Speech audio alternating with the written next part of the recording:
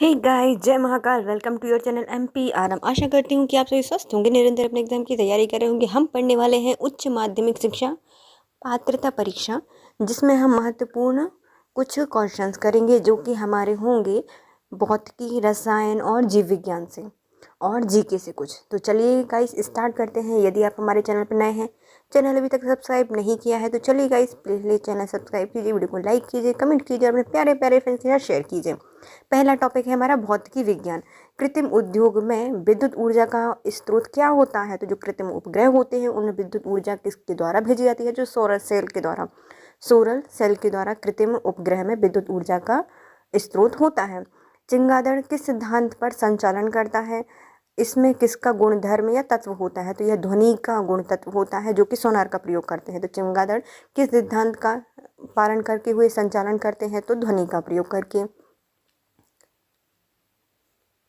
पैलम soul line निम्नलिखित में से किसके संदर्भ रेखा होती है? तो जो पैलम सोल लाइन होती है वह क्या दर्शाती है? तो जहाज में इसको प्रयोग किया जाता है। पैलम सोल लाइन जहाज में इसका प्रयोग किया जाता है। चुंबकीय क्षेत्र की तीव्रता क्या होती है? तो यह एम्पियर पर मीटर में ज्ञात की जाती है। चुंबकीय क्षेत्र की तीव्रता को एम्पियर पर मीटर में ज्ञात किया जाता है। द्रव की एक बूंद गोलाकार बन जाती है क्योंकि किसी निर्धारित आयतन के लिए गोले का पृष्ठ क्षेत्रफल न्यूनतम होता है। तो जो द्रव है उसकी बूंद गोल क्यों बन जाती है? क्योंकि किसी भी निर्धारित जो आयतन होता है उसके लिए गोल का जो पृष्ठ क्षेत्रफल होता है वह न्यूनतम होता है। डॉक्टरों के द्वारा प्रयोग किया जाने वाला स्टेथोस्कोप किस सिद्धांत पर कार्य करता है? तो ध्वनि का परावर्तन पर कार्य करता है। तो डॉक्टरों द्वारा प्रयोग किया जाने वाला स्टेथोस्कोप ध्वनि का परावर्तन पर प्रयोग किया जाता है। भूमि तल के समीप वायु राशि क्यों अत्यधिक गर्म होती है? वायु राशि पार्थिव विकिरण से गर्म होती है। तो जो भूमि तल होती है उसके समीप की वायु गर्म होती है क्योंकि वहाँ की वायु राशि पार्थिव विकिरण से गर्म हो जाती है। नमी की माप किस यंत्र द्वारा की जाती है? तो हाइग्रोमीटर से नमी की माप की जाती है। नमी की माप को हाइग्रोमीटर से मापा जाता है।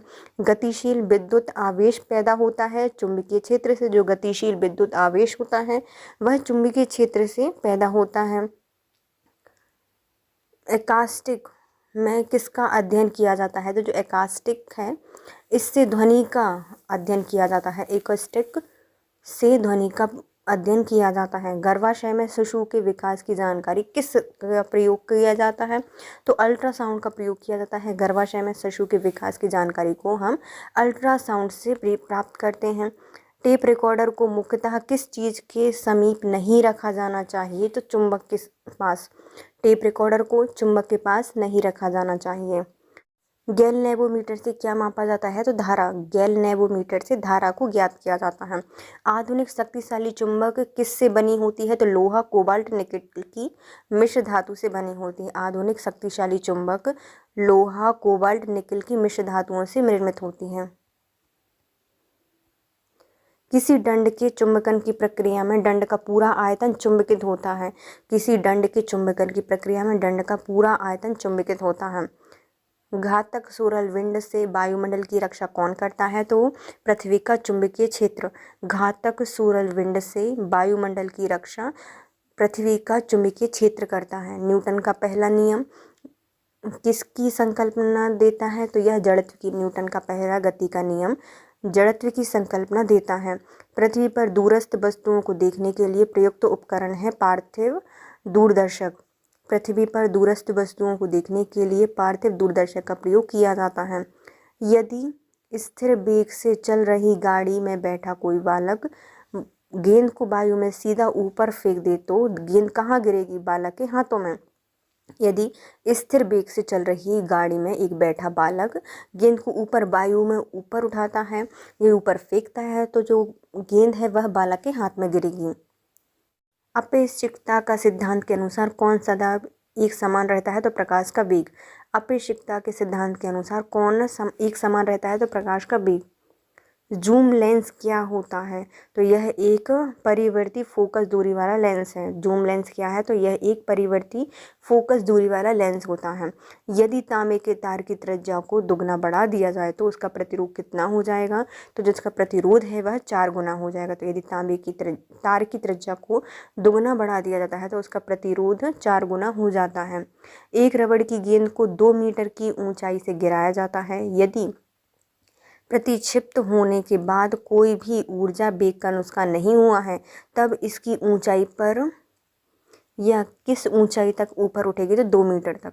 तो कोई भी रबड़ की गेंद है यदि उसको ऊपर से 2 मीटर ऊंचाई से गिराया जाता है और उसके प्रतिक्षिप्त होने वाली जो ऊर्जा या वेग है उसका नुकसान नहीं हुआ है तो वह फिर से 2 मीटर ऊपर उठ जाएगी। आती हुई कार की चाल को मापने के लिए पुलिस अधिकारी उसका क्या चमकाता है? रेडियो तरंगें। आती हुई कार की चाल को मापने के लिए पुलिस अधिकारी रेडियो तरंगों को चमकाता है। किलोवाट घंटा। आर किसकी यूनिट होती है? तो ऊर्जा की। किलोवाट घंटा आर होती है ऊर्जा का यूनिट। एक गर्म पानी को अपेक्षित अधिक तप्त ग्लास के ऊपर छिड़क जाता है तो वह टूट जाता है। इससे का क्या कारण होगा? तो अचानक ही जो ग्लास है वह संकुचित हो जाता है। तो जब अत्यधिक गर्म पानी को अपेक्षाकृत कोई भी अधिक तप्त गिलास के ऊपर छिड़का जाता है तो वह टूट जाता है क्योंकि वह अचानक ही गिलास संकुचित हो जाता है। वायु की ऊर्ध्वाधर गति को क्या कहा जाता है? तो इसे वायु प्रक्षोभ कहा जाता है। तो वायु की ऊर्ध्वाधर गति को वायु प्रक्षोभ कहा जाता है। अवतल लेंस से हमेशा कैसा प्रतिबिंब निकलता है? तो आभासी और सीधा। अवतल लेंस से हमेशा ही आभासी और सीधा प्रतिबिंब निकलता है। वर्षा सह कांटों और तंबुओं के लिए सामग्री में जल सह गुणों का स्रोत होता है पृष्ठ तनाव। जो वर्षा सह कोट होते हैं, तंबू होते हैं, उनकी सामग्री में जो जल सह गुण होता है वह क्या होता है? उनका पृष्ठ तनाव। इसके साथ होती है हमारी भौतिकी कंप्लीट। अब आता है हमारा नया टॉपिक रसायन विज्ञान। कौन सी क्वांटम संख्या इलेक्ट्रॉन कक्षा की आकृति को प्रकट करती है? तो ये होती है दीक्षी क्वांटम संख्या। दीक्षी क्वांटम संख्या किसी भी क्वांटम संख्या जो कि इलेक्ट्रॉन कक्षा की आकृति को प्रकट करती है उसे दीक्षी क्वांटम संख्या कहा जाता है। पेट्रोलियम कच्चे तेल किसका प्राकृतिक स्रोत होते हैं? तो यह हाइड्रोकार्बन के प्राकृतिक स्रोत होते हैं। पेट्रोलियम कच्चा तेल किसके प्राकृतिक स्रोत होते हैं? हाइड्रोकार्बन्स के। आवर्त सारणी में तत्वों के वर्गीकरण का आधार क्या होता है? तो परमाणु संख्या। जो आवर्त सारणी होती है इसमें जो तत्व होते हैं उनके वर्गीकरण का आधार क्या होता है? परमाणु संख्या। आवर्त सारणी के ऊर्ध्व स्तंभों को क्या कहा जाता है? जो ऊर्ध्वाधर स्तंभ होते हैं उनको कहा जाता है वर्ग। तो आवर्त सारणी में जो ऊर्ध्वाधर स्तंभ होते हैं उनको वर्ग कहा जाता है। एक का न्यूनतम मान और अधिकतम मान क्रमशः कितना होता है? तो न्यूनतम मान 0 और अधिकतम मान होता है n-1। जो l है, स्मॉल l है ना, उसका न्यूनतम मान, सॉरी i नहीं है, ये 1 भी नहीं है, l है, स्मॉल l का न्यूनतम मान या फिर अधिकतम मान कितना हो सकता है? तो न्यूनतम मान उसका होगा 0 और अधिकतम मान होगा उसका n-1। कौन सी क्वांटम संख्या अपर ऊर्जा स्रोतों के कक्षों को प्रदर्शित करती है? तो चुंबकीय क्वांटम संख्या m। जो कौन सी क्वांटम संख्या है जो कि अपर ऊर्जा स्तरों के कक्षों को प्रदर्शित करती है? तो चुंबकीय क्वांटम संख्या m। पेंसिल बनाने में परमाणु भट्टी में इलेक्ट्रोड के रूप में कार्बन आर्क बनाने में किसका प्रयोग किया जाता है? तो ग्रेफाइट का। परमाणु भट्टी में इलेक्ट्रोड के ऊपर कार्बन के आर्क बनाने में और पेंसिल बनाने में ग्रेफाइट का प्रयोग किया जाता है। जिस हाइड्रोकार्बन में प्रत्येक कार्बन परमाणु की 4 संयोजकताएं एक संयोजी आबंधों द्वारा स्पष्ट होते हैं उसे क्या कहा जाता है? तो तप्त हाइड्रोकार्बन या फिर एल्केन कहा जाता है। किसी भी हाइड्रोकार्बन में प्रत्येक कार्बन परमाणु की 4 संयोजकता एक संयोजी आबंधों द्वारा स्पष्ट होती हैं या संतुष्ट हो जाते हैं तो उन्हें संतृप्त हाइड्रोकार्बन या फिर एल्केन कहा जाता है। m का मान किसके मान पर निर्धारित करता है? तो l के मान पर। m का मान l के मान पर निर्धारित होता है। बेंजीन C6H6 क्या है? एरोमेटिक हाइड्रोकार्बन है। बेंजीन C6H6 क्या है? एरोमेटिक हाइड्रोकार्बन है। दुनिया का सबसे कठोर पदार्थ कौन सा है? हीरा। दुनिया का सबसे कठोर पदार्थ क्या है? हीरा। किसी l के लिए m का मान कितना हो सकता है? तो +1 से लेकर -1 तक या शून्य सहित हो सकता है। तो किसी भी l के लिए m का मान +1 से लेकर -1 तक शून्य सहित हो सकता है। घनत्व में अंतर रहते हुए पृथ्वी के गुरुत्वाकर्षण के विरुद्ध गैसों के आपस में मिलने जुलने की स्वाभाविक क्रिया क्या कहलाती है? तो इसे विसरण कहा जाता है। घनत्व में अंतर रहते हुए भी पृथ्वी के गुरुत्वाकर्षण के विरुद्ध गैसों के आपस में मिलने जुलने की जो स्वाभाविक क्रिया होती है उसे विसरण कहा जाता है। क्रोमियम ऑक्साइड Cr2O3 की प्रकृति कैसी होती है? तो यह अम्लीय होता है। क्रोमियम ऑक्साइड Cr2O3 की जो प्रकृति होती है वह अम्लीय होती है। काले हीरे को क्या कहा जाता है? इसे कहा जाता है बोट। काले हीरे को कहा जाता है बोट। साबुन बनाने में, पेट्रोलियम साफ करने में, दवा बनाने में, कपड़ा और कागज़ बनाने के लिए, कारखानों को साफ करने के लिए किसकी भस्म का प्रयोग किया जाता है? तो कास्टिक सोडा या फिर सोडियम हाइड्रोक्साइड की भस्म का प्रयोग किया जाता है। तो साबुन बनाने में, पेट्रोलियम साफ करने में, दवा बनाने में, कपड़ा कागज़ बनाने में, कागज़ को साफ करने में कास्टिक सोडा और सोडियम हाइड्रोक्साइड की भस्म का प्रयोग किया जाता है। जब कोलाइड विलयन में किसी विद्युत अपघट मिलाए जाते हैं तो कोलाइड कणों का आवेश उदासीन हो जाता है और उसका अपक्षेप क्या होता है? तो यह स्कंदन कहलाता है। जब कोलाइडी विलयन में किसी भी विद्युत अपघट मिलाए जाते हैं तो कोलाइडी कणों का आवेश उदासीन हो जाता है और उसका आक्षेपण हो जाता है। इस क्रिया को स्कंदन कहा जाता है। वह यौगिक जिसमें इलेक्ट्रॉन की एक निर्जन जोड़ी प्रदान करने की क्षमता होती है भस्म कहलाते हैं। इसका सिद्धांत है ये। तो जब भी कोई यौगिक में इलेक्ट्रॉन की एक निर्जन जोड़ी प्रदान करने की क्षमता होती है तो उसे भस्म कहते हैं। और यह सिद्धांत है लुईस का। किसका है? लुईस का है। भस्म कितने प्रकार की होती है? तो भस्म 2 प्रकार की होती है। एक होती है जल में विलय और दूसरी होती है जल में आविलय। तो भस्म होती है 2 प्रकार की, एक जल में विलय और दूसरी जल में आविलय। भस्म को जल में विलय होती है उसे कहा जाता है क्षार। तो जो भस्म जल में विलय हो जाती है उसे क्षार कहा जाता है। हीरे में कौन सा संस्करण या संकरण प्रसंस्कृत होता है? तो sp3। हीरे में संस्करण प्रसारित होता है तो sp3। उपसंयोजी बंध में जो परमाणु इलेक्ट्रॉन जोड़ी प्रदान करते हैं उसे क्या कहा जाता है? उसे कहा जाता है प्रदाता। उपसंयोजी बंधन में जो परमाणु इलेक्ट्रॉन जोड़ी प्रदान करते हैं उसे कहा जाता है प्रदाता। जब किसी कोलाइडी विलयन में तीव्र प्रकाश गुजरते हैं तो उसके लंबवत रखे सूक्ष्मदर्शी में देखते हैं तो कोलाइड कण काली सतह में अल्पिन की नोक की भांति चमकते रहते हैं। इसे क्या कहा जाता है? इसे कहा जाता है टिंडल प्रभाव। तो जब भी कोई कोलाइडी विलयन में तीव्र प्रकाश से गुजारते हैं तो उसके लंबवत रखे सूक्ष्मदर्शी में देखते हैं तो कोलाइडी कण काली सतह में अल्पिन की नोक की भांति चमकते हैं और इस प्रभाव को कहा जाता है टिंडल प्रभाव।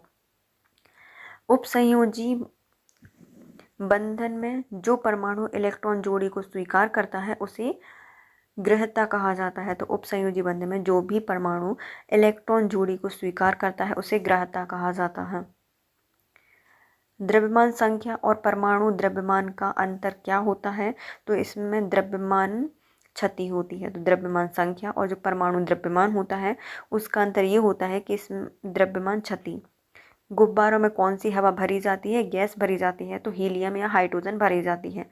गुब्बारों में हीलियम या हाइड्रोजन गैस भरी जाती है। वह विलयन जो कि अम्ल या क्षार की साधारण मात्राओं को अपनी प्रभावी अम्लता या क्षारीयता में पर्याप्त परिवर्तन किए बिना अवशोषित कर लिए जाते हैं तो उसे क्या कहा जाता है? उसे कहा जाता है बफर विलयन। वह विलयन जो कि अम्ल या क्षार की साधारण मात्राओं को अपने प्रभावी अम्लता या क्षारता में पर्याप्त परिवर्तन किए बिना अवशोषित कर लिए जाते हैं उसे कहा जाता है बफर विलयन। वायुयान के टायरों में कौन सी गैस भरी होती है? तो जो वायुयान के टायर होते हैं उनमें भरी जाती है हीलियम गैस। वायुयान के टायरों में हीलियम गैस भरी जाती है। यहाँ पर होती है हमारी केमिस्ट्री या रसायन कंप्लीट। अब हमारा टॉपिक है जीव विज्ञान। कौन सी फसल मिट्टी को नाइट्रोजनी सम्मिश्रणों से उपजाऊ बना देती है? तो दलहन फसलें। तो दलहन फसलें मिट्टी को नाइट्रोजनी सम्मिश्रण से उपजाऊ बना देती हैं। तंत्रिका तंत्र को मुख्य रूप से कितने भागों में बांटा गया है? तो 2 भागों में। तंत्रिका तंत्र को मुख्य रूप से 2 भागों में बांटा गया है। एक सेंट्रल नर्वस सिस्टम होता है और एक होता है पेरिफेरल नर्वस सिस्टम। शरीर का सबसे कठोर भाग कौन सा होता है? तो एनेमल होता है, जो कि दांतों का क्राउन बनाता है। शरीर का सबसे कठोर भाग होता है एनेमल। आरक्तता किसकी कमी के कारण होती है? तो जो फॉलिक एसिड होते हैं उसके कारण होती है आरक्तता। अम्लीय क्षरण किसकी विशिष्टता होती है? तो अम्लीय जो क्षरण होती है ये किसकी होती है? तो ये होती है जठर की विशिष्टता होती है। किसी जैव यौग के किसके प्रयोग द्वारा अपघटन की प्रक्रिया को किण्वन कहते हैं या फर्मेंटेशन कहा जाता है? तो प्रकीर्ण या एंजाइम की क्रिया को। किस जैविक यौग के प्रयोग या एंजाइम के अपघटन की प्रक्रिया को किण्वन या फिर फर्मेंटेशन कहा जाता है? एक्सोजीव विज्ञान में मुख्यतः किसका अध्ययन किया जाता है? तो बाह्य ग्रहों और अंतरिक्ष परतों पर जीवन का। एक्सोजीव विज्ञान में मुख्यतः बाह्य ग्रहों और अंतरिक्ष परतों पर जीवन का अध्ययन किया जाता है। शरीर में लगभग कितनी कोशिकाएं प्रति मिनट नष्ट होती हैं? तो 300 मिलियन। शरीर में लगभग 300 मिलियन कोशिकाएं प्रति मिनट नष्ट होती हैं। पक्षियों के अध्ययन को विज्ञान को कहा जाता है ऑर्निथोलॉजी। पक्षी के अध्ययन के विज्ञान को कहा जाता है ऑर्निथोलॉजी। डीएनए संरचना का सही मॉडल वाटसन और क्रिक के द्वारा दिया गया था। डीएनए की संरचना का जो सही मॉडल है यह डबल हेलिकल मॉडल है, वह वाटसन और क्रिक के द्वारा दिया गया था। डीएनए परीक्षण किसके द्वारा विकसित किया गया था? तो डॉक्टर एरिक जेफिस के द्वारा। डीएनए परीक्षण को डॉक्टर एरिक जेफिस के द्वारा विकसित किया गया था। यूकैरियोटिक सेल में प्लाज्मा झिल्ली किससे बनी होती है? तो फॉस्फोलिपिड की बनी होती है। यूकैरियोटिक सेल में प्लाज्मा झिल्ली फॉस्फोलिपिड की बनी होती है। कौन सा सर्प अपने नियत तापीय शिकार को अंधेरे में भी अपनी ऊष्मा संवेदकों की सहायता से तलाश कर सकता है? तो गर्त घोड़ाश, जिसको पिट वाइपर कहा जाता है। तो कौन सा सर्प है जो कि नियत तापीय शिकार को अंधेरे में भी उसकी ऊष्मा संवेदकों की सहायता से तलाश कर सकता है? तो गर्त घोड़ाश या पिट वाइपर। कॉकरोच या फिर सिल्वर फिश में किस प्रकार का परिसंचरण तंत्र पाया जाता है? तो यह होता है विवर्त प्रकार का या फिर ओपन टाइप का। जो कॉकरोच और जो सिल्वर फिश होती हैं उनमें परिसंचरण तंत्र विवर्त प्रकार का या फिर ओपन टाइप का पाया जाता है। ऊंट मरुस्थल का जानवर होता है जो कि कई दिनों तक पानी के बिना रह सकता है, क्योंकि उसके जठर के ल्यूमेन की भित्तियों में जलकोश होते हैं। जो उसके जठर होते हैं उसमें जो ल्यूमेन की भित्तियां होती हैं उसमें जलकोश होते हैं, इसलिए ऊंट मरुस्थल में रह सकता है और बिना पानी के भी कई दिन रह सकता है, क्योंकि उनके जठर में ल्यूमेन की जो भित्तियां होती हैं उनमें जलकोश होता है।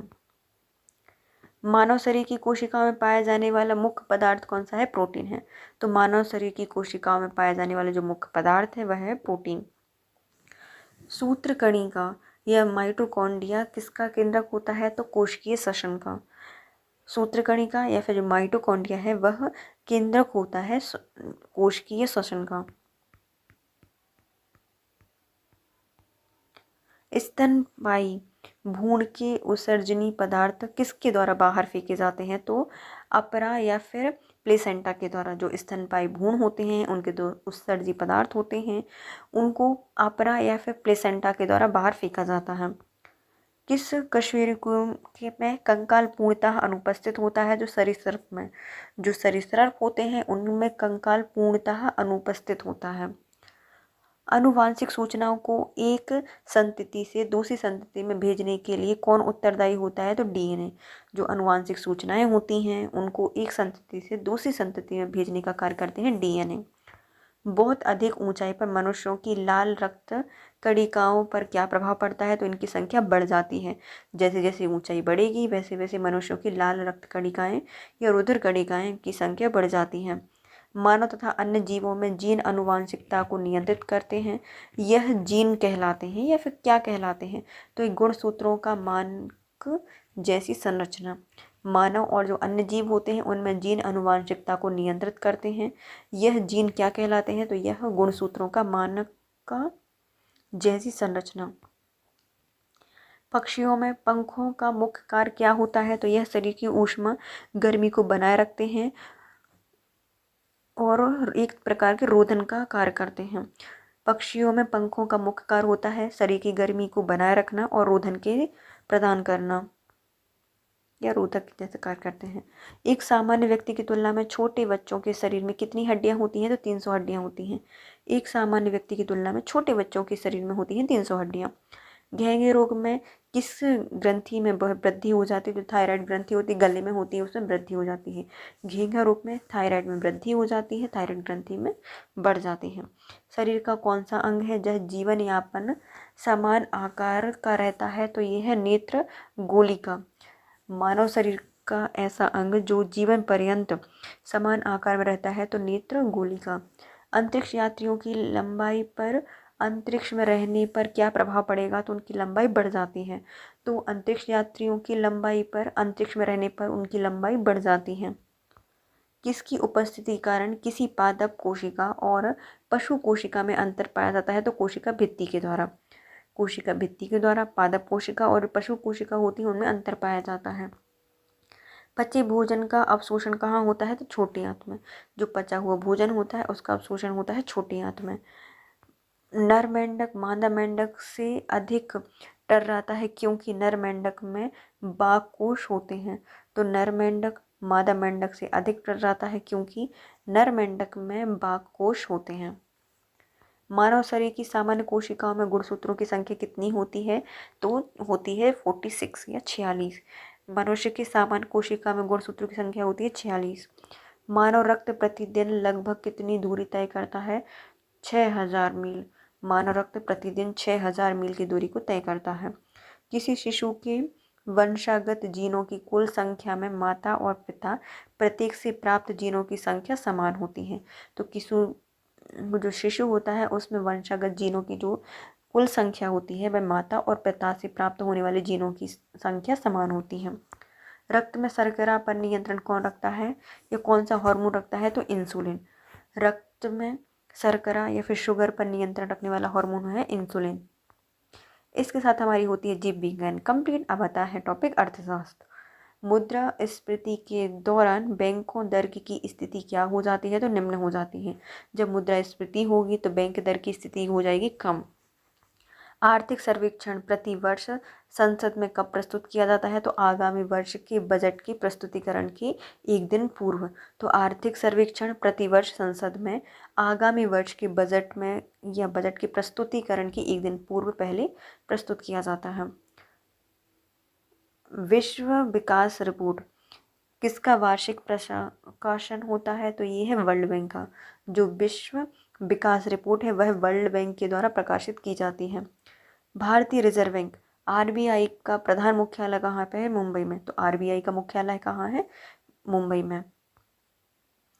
रोलिंग योजना से किस योजना का अभिप्राय है? तो जो अपने आवंटन और लक्ष्य हर वर्ष बदलती है उसे क्या कहा जाता है? रोलिंग योजना कहा जाता है, मतलब बदल दिया। तो रोलिंग योजना से जुड़ी हुई है। तो ऐसी योजना जो कि अपने आवंटन और जो लक्ष्य है वह हर वर्ष बदलती है। राष्ट्रीयकृत बैंकों का सबसे बड़ा शेयर धारक या प्रतिशत शेयर धारक है भारत सरकार। तो जो राष्ट्रीयकृत बैंक है उनका सबसे बड़ा शेयर धारक होती है भारत सरकार। किस पद का प्रयोग अर्थशास्त्र में होता है? तो मांग और आपूर्ति का। जो मांग और आपूर्ति होती है वह अर्थशास्त्र में एक प्रमुख पद होती है। भारत सरकार का सबसे बड़ा उद्यम कौन सा है? तो रेलवे। भारत सरकार का सबसे बड़ा उद्यम है railway. Asian development bank ADB का मुख्यालय कहाँ पे है? तो मनीला, फिलीपींस में है। एशियन डेवलपमेंट बैंक का मुख्यालय है फिलीपींस, मनीला में। भारत का आर्थिक सर्वेक्षण प्रतिवर्ष किसके द्वारा प्रकाशित किया जाता है? तो वित्त मंत्रालय के द्वारा। भारत सरकार का आर्थिक सर्वेक्षण प्रतिवर्ष वित्त मंत्रालय के द्वारा प्रकाशित किया जाता है। क्लोज्ड इकोनॉमी उस अर्थशास्त्र को कहते हैं जिसमें आयात निर्यात बंद होते हैं। क्लोज्ड इकोनॉमी क्या कहलाती है? जिसमें आयात निर्यात बंद होते हैं। कृषि उपज के विपणन हेतु सरकारी क्षेत्र में किस संस्थान की स्थापना की गई है? तो नेफेड की। कृषि उपजों के विपणन हेतु सरकारी क्षेत्र में नेफेड की स्थापना की गई है। भारतीय योजनाओं की द्वितीय पंचवर्षीय योजना विकास की किस नीति पर आधारित है? तो महालनोबिस रणनीति पर। भारतीय योजनाओं की द्वितीय पंचवर्षीय योजना महालनोबिस रणनीति पर आधारित है। वर्ल्ड इन्वेस्टमेंट रिपोर्ट किस अंतर्राष्ट्रीय संस्था द्वारा जारी किया जाती है? तो यह है अंकटाड के द्वारा। वर्ल्ड इन्वेस्टमेंट रिपोर्ट एक अंतर्राष्ट्रीय संस्थान द्वारा जारी की जाती है जो कि है अंकटाड। ग्रामीण समृद्धि योजना का लाभ प्राप्त करने के लिए ग्रामीण महिलाएं अपना बचत खाता खोल सकती हैं ग्रामीण डाकघरों में। ग्रामीण समृद्धि योजना का लाभ प्राप्त करने के लिए ग्रामीण महिलाएं अपना बचत खाता खोल सकती हैं ग्रामीण डाकघरों में। मनी लॉन्ड्रिंग बिल का क्या उद्देश्य है? तो यह अवैध रूप से प्राप्त किए गए धन की आवाजाही पर निगरानी रखता है। मनी लॉन्ड्रिंग बिल का उद्देश्य है यह अवैध रूप से प्राप्त धन की आवाजाही पर निगरानी रखता है।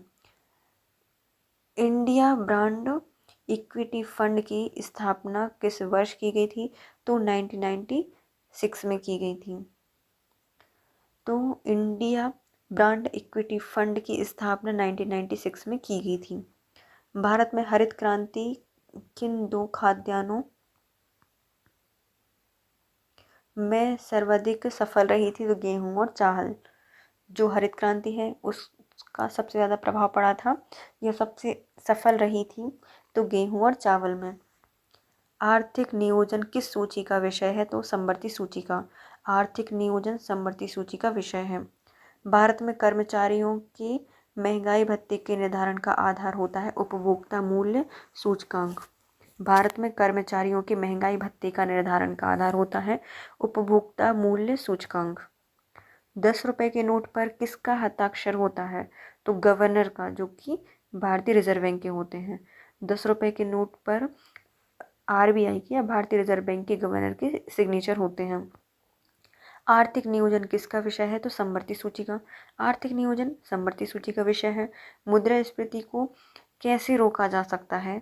तो बचत के बजट में प्रत्यक्ष के कराधान में वृद्धि करके, सरकार व्यय में कटौती करके। तो मुद्रास्फीति को कैसे रोका जाता है या रोका जा सकता है? तो बजट में प्रत्यक्ष के कराधान में वृद्धि करके, सरकार व्यय में कटौती करके। शेयर बाजारों का प्रभावपूर्ण नियंत्रण किसके माध्यम से होता है? सेबी के द्वारा। जो शेयर बाजार होते हैं इसका प्रभावपूर्ण नियंत्रण सेबी के माध्यम से होता है। श्वेत पत्र का कौन प्रकाशित करता है? तो यह केंद्रीय सांख्यिकी संगठन के द्वारा जारी किया जाता है। जो श्वेत पत्र होते हैं उसको केंद्रीय सांख्यिकी संगठन के द्वारा प्रकाशित किए जाते हैं। भारत के लिए नियोजित अर्थ व्यवसायी नामक पुस्तक किसके द्वारा लिखी गई है? तो M विश्वेश्वरैया के द्वारा।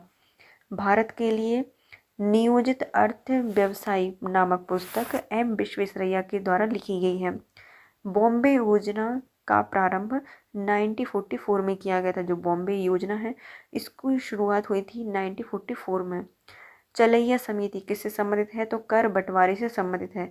चलैया समिति का संबंध है कर बंटवारे से। केंद्र सरकार सबसे निवल राजस्व की प्राप्ति कहाँ से करती है? तो सीमा शुल्क से। केंद्र सरकार निवल राजस्व की प्राप्ति सीमा शुल्क से करती है। किसे प्लास्टिक मनी कहा जाता है? तो क्रेडिट कार्ड और डेबिट कार्ड दोनों को। प्लास्टिक मनी, क्रेडिट कार्ड और डेबिट कार्ड दोनों को कहा जाता है। भारतीय अर्थव्यवस्था में से कौन सा बैंक केंद्रीय बैंक के जैसा कार्य करता है? तो भारतीय रिजर्व बैंक। भारतीय अर्थव्यवस्था में केंद्रीय बैंक की तरह कार्य करता है भारतीय रिजर्व बैंक। कौन सा देश भारत की रक्षा संबंधी माल का मुख्य आपूर्तिकर्ता बन गया है और इसने रूस का स्थान ले लिया है, तो ये है इजराइल। तो भारत की जो रक्षा संबंधी माल की मुख्य आपूर्तिकर्ता वाला देश बन गया है इजराइल, और इसने रूस का स्थान ले लिया है। भिलाई इस्पात संयंत्र किसकी मदद से स्थापित हुआ था? तो यह रूस की मदद से स्थापित किया गया था। भिलाई इस्पात संयंत्र रूस की मदद से स्थापित किया गया था। भारत में राजकोष की नीति का निर्माण किसके द्वारा किया जाता है? वित्त मंत्रालय के द्वारा। भारत में राजकोष की नीति का निर्माण वित्त मंत्रालय द्वारा किया जाता है। बैंक के बैड एडवांस को कहते हैं आउट ऑफ ऑर्डर खाता। बैंक के जो बैड एडवांस होते हैं उनको कहा जाता है आउट ऑफ ऑर्डर खाता। वर्गीकरण में आयकर आता है प्रत्यक्ष कर से।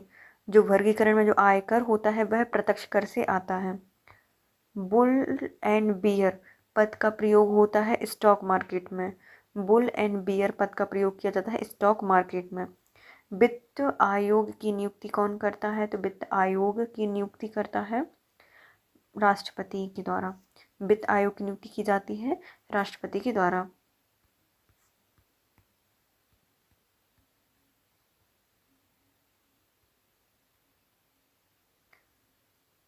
अब आता है हमारा राजनीति विज्ञान। हमारा अर्थशास्त्र कंप्लीट हो गया, अब हम पढ़ेंगे राजनीति विज्ञान। सम्मिलित कीजिए। तो कार्ल मार्क्स के द्वारा लिखी गई है the poverty of philosophy. V.I. Lenin के द्वारा लिखी गई है state and revolutions. Frederick Engels के द्वारा लिखी गई है origin of family. Private property and the state किसके द्वारा लिखी गई है? तो ये लिखी गई है फेडरिक एंगल्स के द्वारा। तो पहले आते हैं कार्ल मार्क्स, इसके द्वारा लिखी गई है the poverty of philosophy. V.I. Lenin ने लिखी है state and revolutions. Frederick Engels के द्वारा लिखी गई है origin of family and private property and the state. साम्राज्य विरोधी संघर्ष का स्वरूप था प्रारंभ में संवैधानिक और प्रायः अहिंसात्मक। जो साम्राज्य विरोधी संघर्ष था उसका स्वरूप था प्रारंभ में तो संवैधानिक था और प्रायः अहिंसक था या अहिंसात्मक था। संसदीय सर्वोच्चता राजनीतिक व्यवस्था की एक निश्चित विशेषता है यूके की। संसदीय सर्वोच्चता राजनीतिक व्यवस्था है कहाँ की? यूके की। विधिक संप्रभुता और राजनीतिक संप्रभुता में क्या अंतर होता है? यह किसने अंतर बताए हैं? तो A.B. डायसी के द्वारा बताए गए हैं। विधिक संप्रभुता में और राजनीतिक संप्रभुता में जो अंतर बताए गए हैं वह A.B. डायसी के द्वारा बताए गए हैं। भारतीय संविधान में प्रदत्त मौलिक कर्तव्यों के विषय में सही क्या है? तो यह मौलिक कर्तव्यों को संविधान का अंग स्वर्ण सिंह समिति की संस्तुतियों के अनुरूप बनाया गया है तथा जो मूल कर्तव्य हैं वह केवल भारत के नागरिकों के लिए ही हैं। तो भारतीय संविधान में जो मौलिक कर्तव्य दिए गए हैं उनके बारे में सही क्या है? जो मौलिक कर्तव्य हैं वह संविधान का अंग है, स्वर्ण सिंह समिति की संस्तुति के अनुसार बनाए गए थे और यह मौलिक कर्तव्य केवल भारत के नागरिकों को ही दिए जाते हैं। भारतीय संविधान में न्यायिक पुनर्वलोकन आधारित है, तो यह विधि द्वारा स्थापित प्रक्रिया पर। जो संविधान में न्यायिक पुनर्वलोकन है वह किस पर आधारित होता है? तो विधि द्वारा स्थापित प्रक्रिया पर। स्टेट वर्सेस मैन किसकी कृति है? तो यह है हार्वर्ट स्पेंसर की। स्टेट वर्सेस मैन की जो कृति है वो है हार्वर्ट स्पेंसर की। किसी विधेयक पर मतभेद होने पर संसद के दोनों सदनों की संयुक्त बैठक बुलाए जाने पर उसकी अध्यक्षता कौन करता है? तो यह लोकसभा के अध्यक्ष करते हैं। तो किसी भी विधेयक में यदि मतभेद हो जाता है तो संसद के दोनों सदनों की जो संयुक्त बैठक बुलाई जाती है उसकी अध्यक्षता करते हैं लोकसभा के अध्यक्ष। मार्क्स राज्य को मानता था वर्ग का हथियार। जो कार्ल मार्क्स थे वह राज्य को क्या मानते थे? तो वह मानते थे वर्ग का हथियार।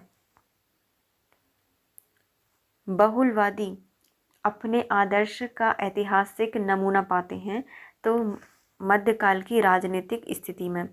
बहुलवादी अपने आदर्श का ऐतिहासिक नमूना पाते हैं मध्यकाल की राजनीतिक स्थिति में।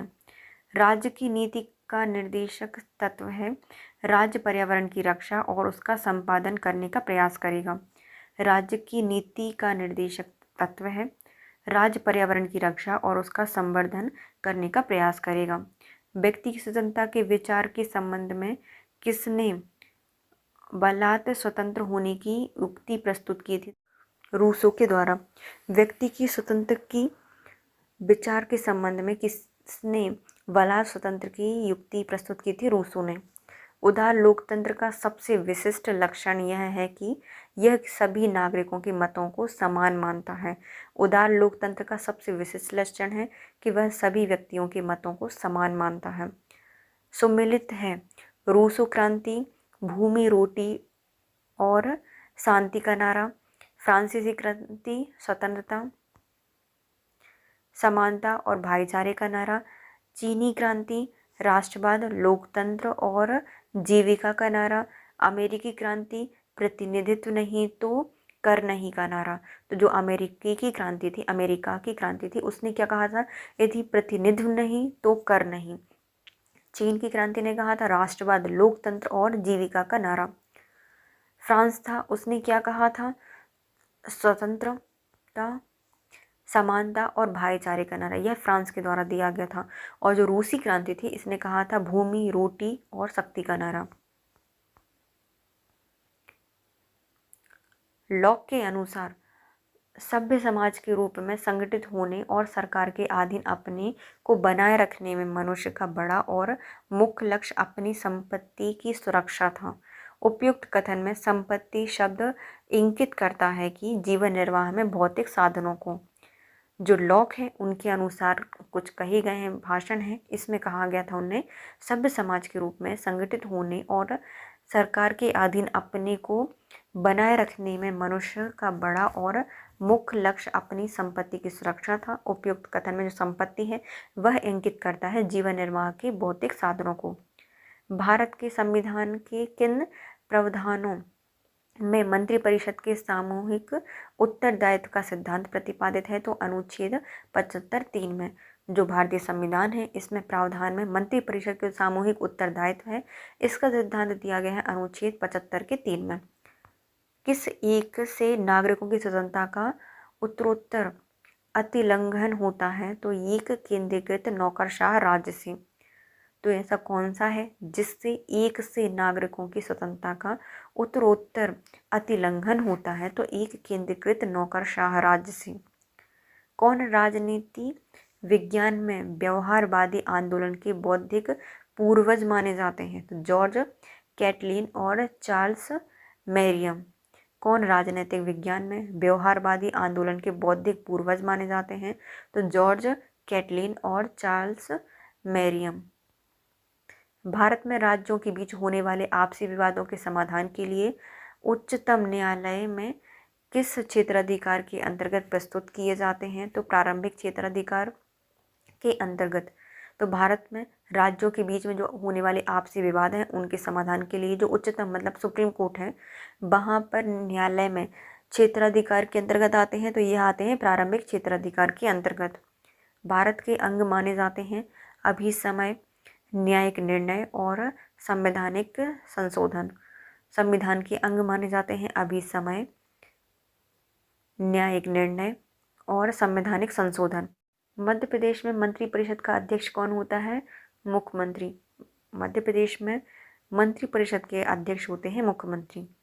राजनीतिक सिद्धांत के इतिहास में सामाजिक संविदा सिद्धांत का महत्व इस तथ्य पर आधारित है कि इसने राज्य में व्यक्ति के मूल्यों को अधोरेखांकित किया है। राजनीतिक सिद्धांत के इतिहास में सामाजिक संविदा सिद्धांत का यह महत्व है कि इसने राज्य में व्यक्ति के मूल्यों को अधोरेखांकित किया है। दबाव समूह ने तीसरे सदन की संज्ञा अपना ली, यह कथन किसका है? तो यह फाइनर का है। दबाव समूहों ने तीसरे सदन की संज्ञा अपना ली, यह कथन किसका है? तो फाइनर का है। यह दृष्टिकोण की विधि और स्वतंत्रता एक दूसरे के विरोधी हैं, व्यक्त किया जाता है अराजकतावादियों ने। यह दृष्टिकोण की विधि और स्वतंत्रता एक दूसरे के विरोधी हैं, यह किसने व्यक्त किया था? जो अराजकतावादी हैं उन्होंने। संप्रभुता के लक्षणों में मौलिकता, स्थायित्व और अविच्छेद्यता आती है। तो संप्रभुता के लक्षण क्या होते हैं? मौलिकता होती है, स्थायित्व होता है और अविच्छेद्यता होती है। काल्पनिक समाजवादी विचारक कौन थे? तो सेंट साइमन। काल्पनिक समाजवादी विचारक थे सेंट साइमन। समानता के उदारीकरण या उदारवादी विचार से किस प्रकार की समानता अनुप्रयोग है? कानूनी समानता, सामाजिक समानता और राजनीतिक समानता।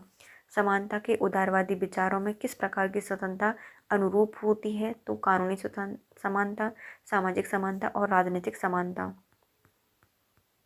अब आता है हमारा टॉपिक वाणिज्य। जब अंशों को केवल वर्तमान अंशधारियों को प्रस्तावित किया जाता है तो ऐसे अंश कहलाते हैं अधिक अंश। तो जब अंशों को केवल वर्तमान अंशधारियों को प्रस्तावित किया जाता है तो ऐसे अंशों को अधिक अंश कहा जाता है। कंपनी का चार्टर्ड है एक पार्षद सीमा नियम। कंपनी का चार्टर्ड क्या होता है? एक पार्षद सीमा नियम। पृथक अस्तित्व की अवधारणा लागू हुई थी संयुक्त पूंजी वाली कंपनियों पर। जो पृथक अस्तित्व की अवधारणा है वह संयुक्त पूंजी वाली कंपनी पर लागू होती है। प्रमाणन के अंतर्गत जांच की जाती है प्राथमिक लेखा पुस्तकों की। प्रमाणन के अंतर्गत जांच की जाती है प्रारंभिक लेखा पुस्तकों की। समुद्र में चट्टानों से टकराने के बाद एक जहाज डूब गया, वह होगा रचनात्मक कुल हानि, वास्तविक कुल हानि, सामान्य औसत हानि या फिर विशेष औसत हानि। तो यह होगी एक रचनात्मक कुल हानि। समुद्र में चट्टान से टकराकर एक जहाज डूब गया तो यह होगी एक रचनात्मक कुल हानि। यदि 10 रुपये का एक अंश जिस पर 2 रुपये का प्रीमियम था निर्गत किया गया है, 9 रुपये की याचना राशि प्रीमियम सहित मांगी गई है, 5 रुपये प्रीमियम सहित का भुगतान किया गया है, हरण कर लिया गया है, तो हरण राशि कितनी होगी? 3 रुपये। देखो यदि 10 रुपये का एक अंश है जिस पर 2 रुपये का प्रीमियम था निर्गत किया गया है, 9 रुपये की याचना राशि या प्रीमियम सहित मांगी गई है, 5 रुपये प्रीमियम सहित का भुगतान किया गया है और हरण कर लिया गया है और हरण राशि होगी 3 रुपये। एक कंपनी की चिट्ठी में संभावित दायित्वों को नोट कर रूप में दिखाया जाना चाहिए। कंपनी के विरुद्ध दावे जिन्हें दायित्वों के रूप में स्वीकार नहीं किया गया है। तो कंपनी की चिट्ठी में संभव जो दायित्व हैं उनको नोट के रूप में दिखाया जाना चाहिए जो कंपनी के विरुद्ध दावे जिन्हें दायित्वों के रूप में स्वीकार नहीं किया गया है। प्रतिस्थापन का सिद्धांत लागू होता है अग्नि और सामुद्रिक बीमा पर। प्रतिस्थापन का जो सिद्धांत है वह अग्नि और सामुद्रिक बीमा पर लागू होता है। पूंजी शोधन संचय खाते का प्रयोग किया जा सकता है बोनस अंशों को जारी करने हेतु। तो पूंजी शोधन संचय खातों का प्रयोग बोनस अंशों को जारी करने हेतु किया जाता है। ऋण धारकों के निस्त्रीकरण से हुए लाभ को हस्तांतरित करते हैं पूंजी संचय खाते में। ऋण पत्रों के निस्तारीकरण से हुए लाभ को हस्तांतरित करते हैं पूंजी संचय खाते में। अपवाद द्वारा प्रबंध है सिद्धांत तकनीकी नियम। तो जो अपवाद द्वारा प्रबंध है नियम है। उद्देश्यों द्वारा प्रबंधन को लागू करने के प्रबंधकीय स्तर सभी स्तर होते हैं। उच्चतम स्तर होता है, मध्यम स्तर होता है और निचला स्तर होता है। उद्देश्यों द्वारा प्रबंध को लागू करने के लिए जो प्रबंधकीय स्तर होते हैं वह उच्चतम स्तर, मध्यम स्तर और निचला स्तर सभी स्तर होते हैं। नेतृत्व एक अंग है किसका? तो निर्देशन का। नेतृत्व एक अंग है निर्देशन का। नियंत्रण का विस्तार संबंधित है कंपनियों में इकाइयों की संख्या से। नियंत्रण तकनीकी से एक प्रबंधन के अंतर्गत अधीनस्थों की संख्या से या लेखों से। तो यह होता है प्रबंधक के अंतर्गत अधीनस्थों की संख्या से। जो नियंत्रण का विस्तार होता है वह किस पर होता है? तो जो नियंत्रण का विस्तार होता है वह एक प्रबंधक के अंतर्गत अधीनस्थों की संख्या से। अंश के लिए न्यूनतम प्रार्थना राशि होती है अंश के आंशिक मूल का 5%। अंश के रूप में न्यूनतम प्रार्थना राशि होती है अंश के अंकित मूल का 5%। भर्ती प्रक्रिया क्या है? तो यह एक चयन प्रक्रिया है। भर्ती प्रक्रिया एक चयन प्रक्रिया है। स्टाफिंग है एक सतत प्रक्रिया। स्टाफिंग एक सतत प्रक्रिया है। वैज्ञानिक प्रबंधन के जनक हैं F.W. टेलर। वैज्ञानिक प्रबंधन के जनक हैं F.W. टेलर। प्रबंधन के विस्तार के सूत्र का प्रतिपादन किया था गैकुनास के द्वारा। प्रबंधन के विस्तार के सूत्र का प्रतिपादन गैल्यूनास के द्वारा किया गया था। प्रशिक्षण प्रदान किया जाता है औपचारिक संस्थाओं में। प्रशिक्षण प्रदान किया जाता है औपचारिक संस्थाओं में। कार्य प्रमाप की स्थापना एक तत्व है नियंत्रण का। कार्य प्रमाप की स्थापना एक तत्व है नियंत्रण का। कार्य मूल्यांकन के द्वारा निर्धारण होता है सभी का विभिन्न कार्यों का तुलनात्मक परिश्रमिक का, विभिन्न कर्मचारियों का तुलनात्मक परिश्रमिक का और पदोन्नति नीति का उपयुक्त सभी का। तो कार्य मूल्यांकन के द्वारा निर्धारित होता है विभिन्न कार्यों का तुलनात्मक परिश्रमिक का, विभिन्न कर्मचारियों का तुलनात्मक परिश्रमिक का और पदोन्नति नीति का। रचनात्मक सूचना का सिद्धांत लागू होता है वह व्यक्ति जो कंपनी से लेन देन करता है। तो रचनात्मक जो सूचना होती है उसका सिद्धांत लागू होता है वह व्यक्ति पर जो कंपनी से लेन देन करता है।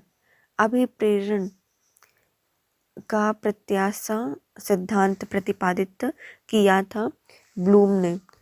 अभिप्रेरण का प्रत्याशा सिद्धांत प्रतिपादित किया था ब्लूम ने। निम्नलिखित में से कौन सरकारी कंपनी नहीं है? तो IIT, इफ्को, भेल और NTPC। तो इनमें से है जो इफ्को है वह एक सरकारी कंपनी नहीं है। इफ्को एक सरकारी कंपनी नहीं है। संपत्तियों के मूल्यांकन की जांच करना हिस्सा होता है सत्यापन का। संपत्तियों की मूल्यांकन की जांच करना सत्यापन का एक हिस्सा है। कार्यालय अभिन्यास का उद्देश्य है कार्यालय स्थान का अनुकूलतम प्रयोग। कार्यालय अभिन्यास का उद्देश्य है कार्यालय स्थान का अनुकूलतम प्रयोग। क्रियात्मक संगठन का प्रमुख लाभ है विशेषज्ञ की सलाह। क्रियात्मक संगठन का मुख्य लाभ है विशेषज्ञ की सलाह। प्रमाप लागत एक तकनीक है नियंत्रण की। प्रमाप लागत है तकनीक या नियंत्रण की। एक कंपनी सचिव की नियुक्ति की जाती है संचालकों द्वारा। तो एक कंपनी सचिव की नियुक्ति संचालकों के द्वारा की जाती है। अधिकारों के हस्तांतरण का तात्पर्य है केवल अधिकारियों का हस्तांतरण। अधिकारियों के हस्तांतरण का तात्पर्य है केवल अधिकारियों का हस्तांतरण। किसी भी संगठन में स्टाफ अधिकारी केवल निर्देशन करता है। तो किसी भी संगठन में स्टाफ अधिकारी केवल निर्देशन करता है। नेक्स्ट टॉपिक आता है हमारा भूगोल। वाणिज्य कंप्लीट हुआ। भूगोल का पहला क्वेश्चन है जब प्रतिकूल दिशा से अंतर्जात बल क्षैतिज रूप से कार्य करता है तो जिसके कारण दबाव और तनाव पैदा होता है और परिणामतः एक बड़ी गुंबद आकार आकृति के स्थल रूप का निर्माण करता है, तब यह प्रक्रिया क्या कहलाती है? तो यह कहलाती है संवलनीकरण। तो जब भी प्रतिकूल दिशा से अंतर्जात बल क्षैतिजीय रूप से कार्य करता है जिसके कारण दबाव और तनाव पैदा होता है और परिणामतः एक बड़ी गुंबद आकार आकृति के स्थल रूप का निर्माण करता है, तब यह प्रक्रिया कहलाती है संवलनीकरण। AC लॉसन 1915 के दौरान पेडिमेंट की उत्पत्ति की कौन सी व्याख्या सर्वप्रथम प्रस्तुत की गई थी? तो पर्वतीय मुख का अवगमन। AC लॉसन के द्वारा पेडिमेंट की उत्पत्ति की कौन सी व्याख्या सर्वप्रथम प्रस्तुत की गई थी? तो पर्वतीय मुख का अवगमन की। परिपक्व तड़त झंझा या थंडर स्ट्रोम की विशेषता है मजबूत अर्धगामी और अधोगामी होना। परिपक्व तड़त झंझावात या थंडर स्ट्रोम की मुख्य विशेषता होती है मजबूत अर्धगामी और ऊर्ध्वगामी और अधोगामी होना। भूमध्य रेखा से ध्रुवों तक बहने वाली सतह की हवाओं का आदर्श वैश्विक पैटर्न होता है ग्लोबल पैटर्न। डोलड्रम, व्यापारिक पवनें, पूर्वी पवनें और फिर पछुआ पवनें। जो भूमध्य रेखा से ध्रुवों तक बहने वाली जो सतह की हवाएं होती हैं उनका आदर्श वैश्विक पैटर्न क्या होता है? पहले डोलड्रम होती है, फिर व्यापारिक पवनें होती हैं, फिर पूर्वी पवनें होती हैं, फिर होती है पछुआ पवनें। जलवायु पर सामुद्रिक प्रभाव का परिणाम होता है वैश्विक ताप अंतराल में गिरावट। जलवायु पर वैश्विक प्रभाव का परिणाम होता है वैश्विक ताप अंतराल में गिरावट। ऐसे पेड़ पौधे जो कि विघ्न की उच्च सघनता के मध्य और तनाव की न्यूनतम सघनता के मध्य बढ़ते हैं उन्हें कहा जाता है रूड रूल्स। तो पेड़ पौधे जो कि विघ्न की उच्च सघनता के मध्य और तनाव की मध्य सघनता के बीच बढ़ते हैं उन्हें रूड रूल्स कहा जाता है।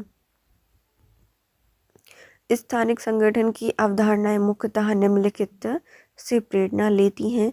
तो यह होती हैं संभववाद से। जो स्थानिक संगठन है उनकी अवधारणा मुख्य रूप से किससे प्रेरणा लेती है? संभववाद से। प्राकृतिक प्रदेश की अवधारणा निम्नलिखित द्वारा दी गई थी।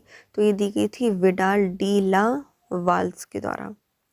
प्राकृतिक प्रदेश की अवधारणा प्रस्तुत की गई थी विडाल डी ला ब्लास के द्वारा। प्राकृतिक जनसंख्या वृद्धि निम्नलिखित का प्रकार है।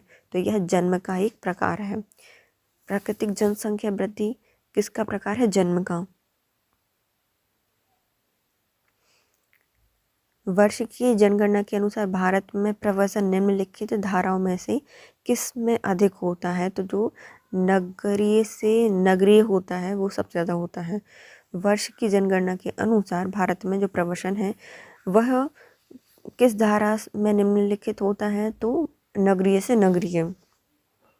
ग्रामीण अधिवास के स्थानिक वितरण प्रतिरूप का सबसे अच्छा अवलोकन निम्नलिखित में से किया जा सकता है। तो धरातल पत्रक पर ग्रामीण अधिवास के स्थानिक वितरण प्रतिरूप का सबसे अच्छा अवलोकन निम्नलिखित में से किया जा सकता है। तो धरातल पत्रक पर।